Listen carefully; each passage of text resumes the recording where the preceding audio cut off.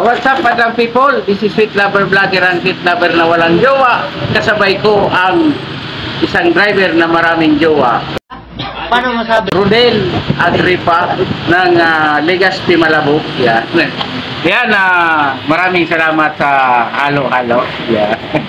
Halo-halo from Tito Manoy. Yan. Tito Manoy Eatery in Tapsilugan. Sabi mo, itry nyo daw, masiram. Siyempre, pag nakita nilang may halo-halo dito. Kakain yan dito ng halo-halo. Kaya, pero bago kayo kumain ng halo-halo, baka hindi pa kayo nanangalian, kumain muna kayo ng kanilang mga masasarap na pagkain. Mga lutong bahay, pero nasa kantin.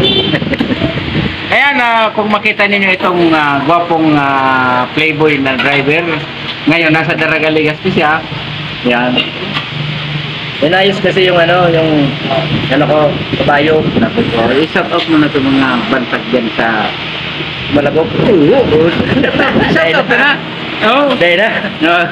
I-comment na ninyo sa mga alias ng So parada ninyo. katropa, mga Para sa susunod na vlog, i-shout out natin yan.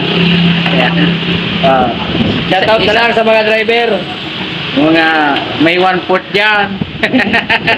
May 1/4, may mangiras. Langka. May langka.